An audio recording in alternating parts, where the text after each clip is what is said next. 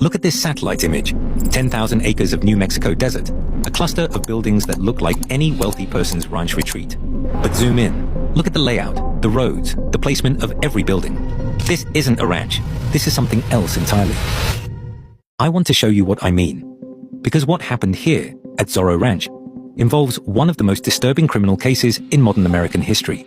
And the architecture tells a story that nobody has fully explained.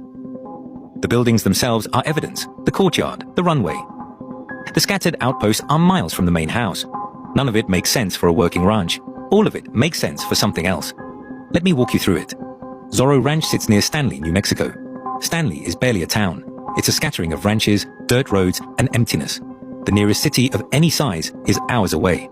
Jeffrey Epstein bought this land in 1993 from Bruce King, a 3-term governor of New Mexico, paid $12 million for it.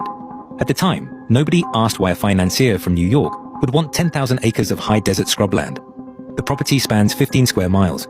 You could fit all of downtown Chicago inside it and still have room left over.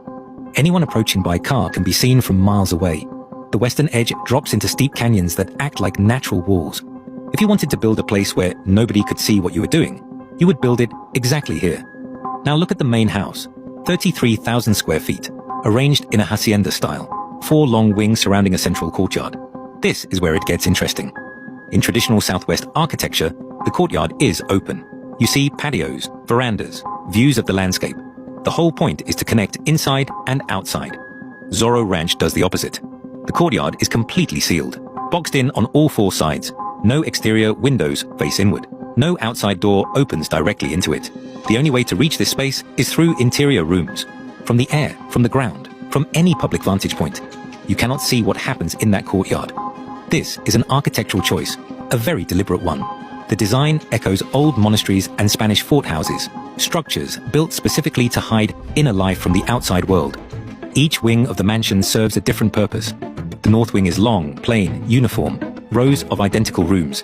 It looks like a dormitory, or a hotel, or something else where you house multiple people in separate, standardized spaces. The west wing backs directly into rising terrain. Canyon walls act like a natural barrier. You can't observe this wing from any direction except directly above. The east wing faces a bizarre feature I'll get to in a minute. The south wing is the operational center. Main entrance, staff areas, the driveway that connects to the single access road. Every wing isolated from the others. Every wing serving a specific function. Beyond the mansion, several guest houses sit far from the main residence, sometimes more than a mile away. Most ranches cluster their buildings together for convenience. Zorro Ranch does the opposite, turning each building into its own isolated island. There's also a firehouse, administrative offices, workshops, and a standalone log cabin. Near the mansion lies that cleared square of earth I mentioned. Perfectly geometric, stripped of vegetation, covered in circular tire tracks. Its purpose remains unknown. It sits away from the main driveway, next to the utilitarian east wing. The property also has a private airstrip, long enough for mid-sized jets, located in the southeastern corner of the property. For a location this remote, a private runway makes practical sense. It removes the need to land at public airports or interact with commercial travel infrastructure. Wealthy landowners in isolated areas often have them. A direct road connects the airstrip to the mansion. Both were clearly designed as part of the same system.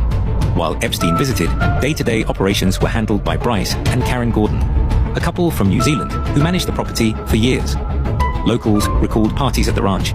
After Epstein's case resurfaced, the Gordons left New Mexico and refused interviews, saying they feared for their safety. Several accusers tied their experiences directly to Zorro Ranch.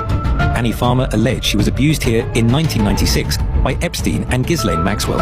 Virginia Giuffre stated in legal depositions that she experienced abuse at the ranch. State officials called the allegations disturbing and handed over more than 400 pages of property records to investigators. Despite this, the ranch was never raided by the FBI, a decision that drew widespread criticism. While Epstein's properties in New York, Palm Beach, and the Virgin Islands received extensive investigation, New Mexico remained largely untouched. After Epstein's death in 2019, the ranch remained locked down. In 2023, it was quietly sold to a company called San Rafael Ranch LLC. The new owners' names have never been made public. The property was renamed Rancho de San Rafael, as if attempting to erase its history. But in 2025, New Mexico lawmakers pushed for renewed inquiry. Their statement was simple: there is still a story to be told. When you examine Zorro Ranch as a whole, something becomes clear. The roads across the property aren't random. Nearly everyone bends back toward the mansion. On most ranches, roads branch out to water sources, barns, grazing areas. Here, they funnel inward. Movement was meant to be predictable. The geography served as natural security. The sheer acreage was the first barrier. A person could walk for hours without reaching a boundary. The western canyons made that side nearly impossible to approach without being seen. Other edges were fenced, but only to define controlled access points. The design wasn't agricultural, it was organizational. Access monitored, movement predictable, activity separated by vast stretches of isolation. The land itself functioned as architecture. Zorro Ranch sits quiet now, under a new name and unknown owners. But names change easier than land. The plateau remains, the canyons remain. The sealed courtyard, the scattered buildings, the airstrip pointing toward empty plains. All of it remains. The desert keeps its secrets, but architecture doesn't lie. And the architecture of Zorro Ranch tells the story of a place built not for comfort, not for ranching, not for openness. It was built for control, for isolation, and for the certainty that whatever happened here would stay hidden. The questions remain unanswered. What happened in those rooms? Who visited this place during those years?